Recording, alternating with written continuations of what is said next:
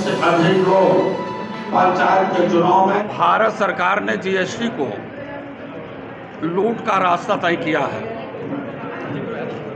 और इनका हमेशा कोई न कोई जीएसटी में मिस्टेक होता रहता है। किसी कर को बढ़ाएंगे तो किसी को घटाएंगे और जीएसटी में इतना बड़ा कर जो कॉपी कलम और पेंसिल पर जीएसटी लग सकती है।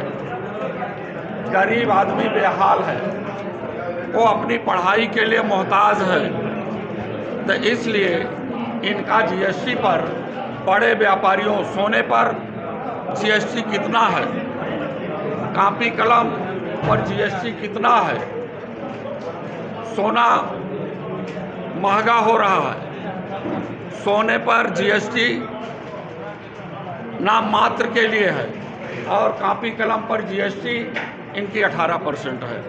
इसलिए ये गरीबों के लिए ये संविधान और सरकार संविधान के अनुरूप चलना चाहिए।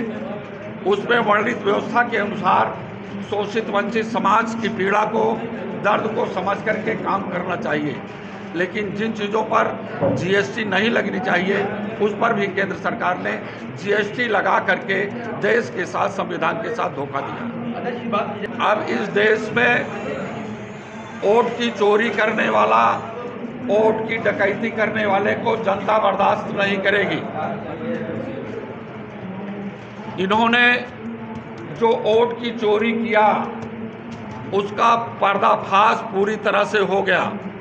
समाजवादी पार्टी के राष्ट्रीय अध्यक्ष जी ने 18,000 वोटरों का हलफनामा सहित चुनाव आयोग को अवगत कराया था, उस पर कोई कार्रवाई नहीं हुई। यहाँ तक कि उस 18,000 के लिए चुनाव आयोग ने कहा कि हमारे पास कोई कागज़ नहीं आया है, लेकिन समाजवादी पार्टी के राष्ट्रीय अध्यक्ष ने उन 18,000 वोटरों की रिसीविंग दिया। इसके बावजूद भी उसमें कोई तब्दीली नहीं हुई। तो वोट लूटने वालों को अब खदेड़ेगी देश की जनता, क्योंकि वोट का अधिकार बाबा साहब डॉक्टर अंबेडकर जी ने सबको अधिकार दिया। एक किसान का बेटा जो वोटर्स है उसके वोट की जो ताकत है वही देश के प्रधानमंत्री की भी ताकत है। लेकिन प्रधानमंत्री और मुख्यमंत्री लोग मिल करके किसानों, मजदूरों और महिलाओं के वोटरों के साथ विश्वासघात कर रहे हैं। हमारे मुद्दे सामाजिक न्याय के राज्य की स्थापना, गैर बराबरी समाप्त करना, पीडीए से परहेज करने वालों को सत्ता से हटा देना, संविधान के साथ धोखा देने वालों को सत्ता से हटा देना, किसानों के लिए बिजली सस्ती हो, पढ़ाई सस्ती हो, दवाई सस्ती हो। ये व्यवस्था जो माननीय नेताजी ने, धरतीपुत्र नेताजी ने कहा था, दवाई, पढ़ाई और सिंचाई ये बिल्कुल मुफ्त हो, वो व्यवस्था समाजवादी पार्टी की सरकार बनने पर मुख्यमंत्री आदरणीय अखिलेश यादव 2027 में जब बनेंगे तो ये सारी चीज़ें फ्री होंगी। कोई व्यक्ति इस डबल इंजन की सरकार में अपने हकों, अपने अधिकारों को लेकर के सड़कों पर कदम बढ़ाता है, सरकार के खिलाफ आवाज़ उठाता है, तो ये सरकार उन पर लाठीचार्ज कराती है और लाठीचार्ज के माध्यम से उनके मनोबल को तोड़ने का काम करती है। हकीकत में जो उनकी उम्मीदें हैं, जो आवश्यकताएं हैं, उन आवश्यकताओं को पूरा करने में ये सरकार पूरी तरह से फेल है। लोगों के साथ अन्याय हो रहा है। किसान जब सोसाइटीज़ पर, गोदाम पर 4 बजे रात से ही लाइन लगा लेता है खादों के लिए, तो उसे खाद न मिलने के बहाने उस पर लाठी चार्ज कर दिया जाता है और रात में गोदाम खुलती है और चोरी से उसकी ब्लैकमेलिंग भी होती है।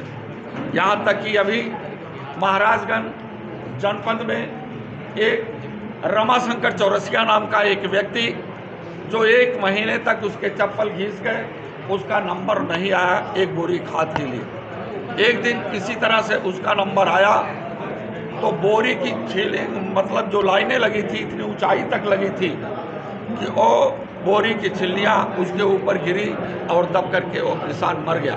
भारतीय जनता पार्टी का न कोई विधायक न तो कोई उनका नेता गया, कोई संवेदना इनके पास नहीं है। और समाजवादी पार्टी के राष्ट्रीय अध्यक्ष जी ने उस गरीब के दर्द को समझा और उसे 1 लाख रुपए का आर्थिक मदद करने का भी काम किया।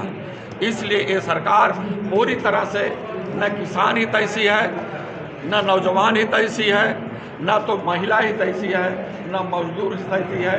सभी सारों लोग और युवा लोग लामबंद होकर के अपनी नौकरी की तलाश जो कर रहे हैं वो सब इस मुहिम में शामिल हैं कि अब इस देश में पीडीए की सरकार बनेगी और उसके मुख्यमंत्री आदरणीय अखिलेश यादव जी सामाजिक न्याय के राज्य की स्थापना को पूरी तरह से उत्तर प्रदेश में देने का काम करेंगे।